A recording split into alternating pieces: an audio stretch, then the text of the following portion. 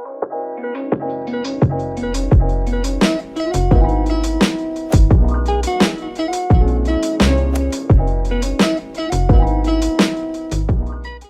it's Larra J. Welcome back to my channel. Today's video is going to be a review of the newly launched product, which is the All Covered by Anakai Air Blender Sponge. So if you're interested and if you want to know my thoughts, just please continue watching. This is the All Covered by Anakai Air Blender Sponge, and as you can see, white box lang siya and may nakalagay lang na All Covered by Anakai, and then rose gold yung color nung print niya, and meron pa siyang seal, which is a sticker lang naman na may logo niya. So once you unbox it, this is what it looks like. So meron lang message dito guys, and then may kasama ring card, and meron pa siyang paper na paganyan, and then yung sponge mismo nasa loob. And then sa loob ng box guys, may nakalagay lang na mga social media accounts nila and also yung mga hashtags. So I only ordered one sponge guys, and this is the beveled black one. Ayan. But they also sell yung regular size ng sponge, which is yung teardrop, and it's in the color pink. So I'm just going to insert a photo right here ng isang sponge. So isa lang yung na-order ko na sponge guys, kasi nung nag-post sila sa Shopee account nila, hindi sabay-sabay. So ang unang na-post is this black one. Nung nakita ko siya guys, talagang in-add to cart ko na agad, check out ko na agad kasi I know na masasold out talaga. And nung inaantay ko na yung teardrop pink, nagulat ako guys kasi naglalag na yung Shopee and nasa cart ko na siya actually, but hindi ko siya na-check out kasi nga na-sold out siya ng sobrang bilis guys. We all know na na-sold out yung All Covered by Anakai Air Blender Sponges in just 13 minutes. I'm super duper happy and proud for Miss Anakai as one of her fan, but still I think they have the same quality naman. So let's take a closer look guys ng sponge while it's dry. So here it is guys, nang dry pa siya, ayan. And as you can see, yung beveled niya guys is sagad na sagad hanggang dito sa bottom part ng sponge, and then sagad din siya dito sa may pointed part ng sponge.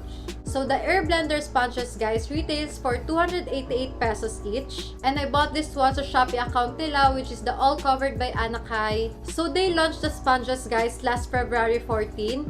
And if I'm not mistaken, sinip out din nila agad-agad nung February 16. So after 2 days no, na-receive ko na siya agad. If you're within Metro Manila, sobrang bilis lang ng shipping guys. And the shipping fee cost me like 45 pesos only. I don't know how much for provincial areas, but then all in all it cost me 333 pesos, and that's not a bad price guys for a makeup sponge, and I think it's super affordable pa rin.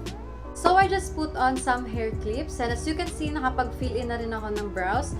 I used the Careline Best Brow Liner in the shade Taupe, and then nakapag-mascara na rin pala ako, and ang ginamit ko naman is the Maybelline Total Temptation Mascara. So now, let's test out the performance and the quality of this Air Blender sponge. So for those who don't know how to use a makeup sponge, you need to wet it first para mas better yung makeup application nyo. Although, pwede naman siyang gamitin ng dry, but mas better pa rin talaga kapag wet. So, here's the sponge you guys once you wet it. And as you can see, sobrang laki nung in-expand niya compared sa size niya earlier nung dry pa siya. So, here's the closer look you guys ng sponge kapag basa na siya. Ayan. So, sobrang laki niya talaga guys. As in, nag-expand talaga siya ng bonggang-bongga. So now, let's start with the makeup application. For my foundation, I will be using the Loreal Infallible 24-Hour Fresh Wear Foundation, and I'm in the shade Radiant Beige. So I'm just going to spread the foundation first all over my face. So this is just how I do it. Bago ko i-blend yung foundation ko, i-blend na natin siya using the Air Blender sponge. By the way, I'm just going to blend my foundation using the bottom part of the sponge.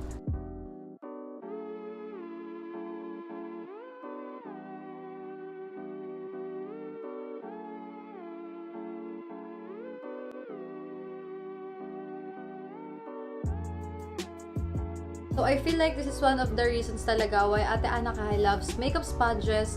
It's because super no hassle talaga gamitin. And of course, yung finish niya, it's an airbrush effect. So super ganda talaga gamitin ng sponges while blending our foundation or yung mga base product. So as you can see, ito yung na-absorb ng sponge. And I think hindi naman sobra-sobra yung na-absorb na foundation ng sponge. So far so good with the foundation application. Now let's proceed with the concealer.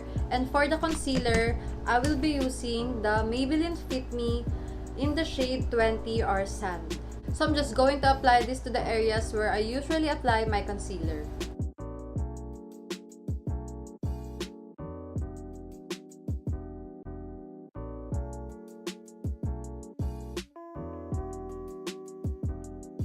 Now, for blending the concealer, I will be using naman yung kabilang side ng sponge, which is yung rounded side.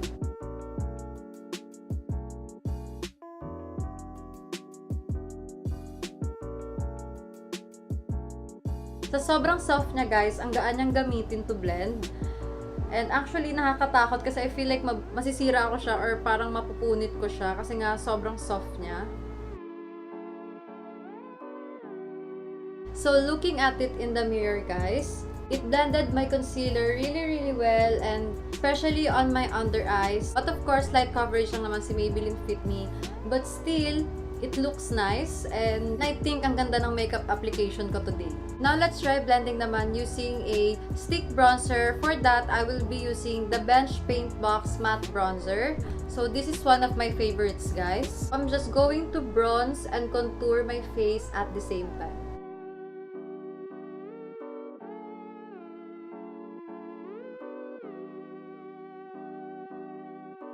So for blending my bronzer and my contour, guys, I'm just going to use the same side of the sponge again.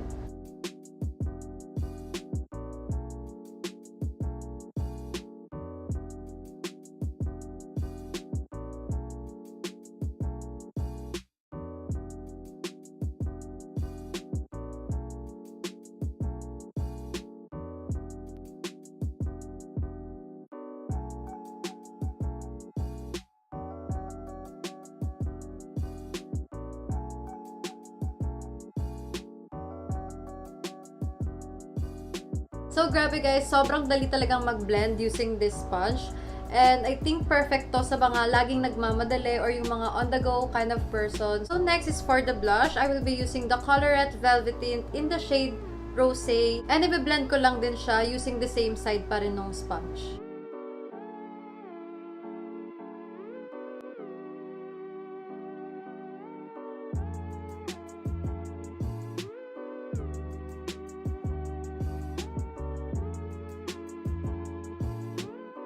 Wow guys, just wow. Looking at it closely, it didn't make my pores and my texture sa aking face look more noticeable. So, it's a good thing. So, now I will be using a powder. So, this is from Nichido. And I'm in the shade Creamy Glow. For applying and for blending my powder, ang gagamitin ko namang side ng sponge is itong flat side. Ayan. So, hindi ako magbe-bake guys. I-blend ko din siya agad-agad.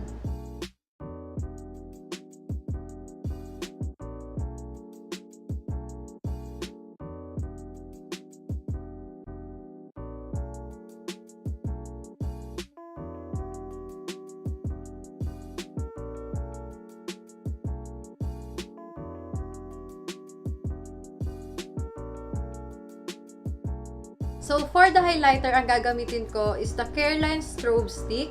So, titignan natin kung mabablend ba ng maayos using the sponge. And to think na nakapag-powder na ako. So, let's see. And then, I'm just going to use yung rounded side naman ng sponge. So, i-apply ko lang siya ng ganito. And then, i-blend natin directly sa cheeks. Sa upper part ng ating cheeks.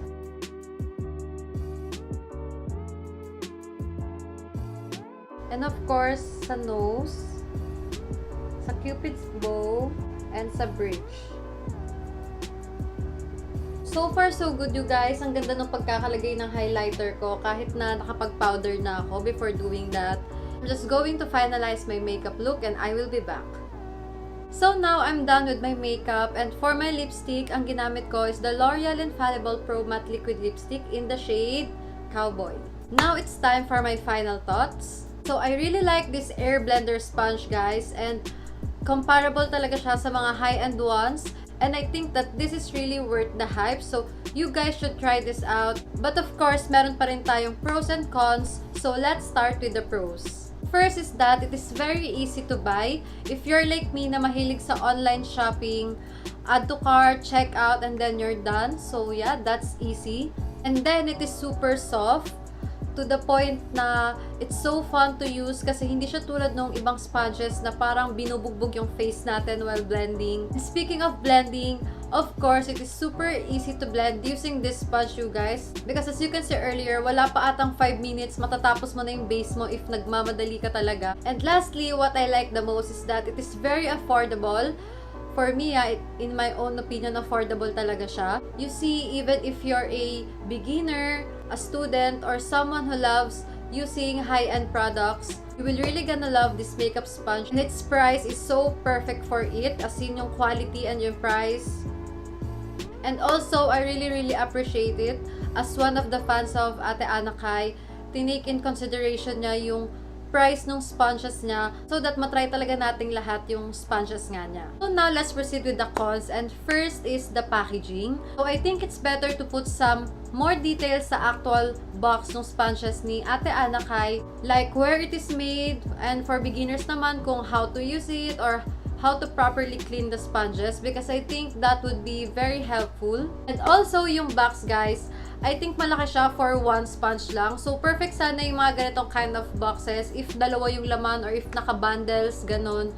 Kasi nakakapanghinayang na isa lang yung laman niya and super laki ng box para lang sa isang sponge. And I think better option din na may case yung mismong sponge, yung may container talaga siya. Kasi alam ko may nabibenta ng ganon sa Shopee and sa mga Instagram shops, yung mga case talaga ng makeup sponges. But I think in the future, magre-release din or magsasell din yung all covered by Ana Kai ng cases ng sponges. And lastly, I hope hindi lang sa Shopee magsasell yung all covered by Ana Kai ng products nila.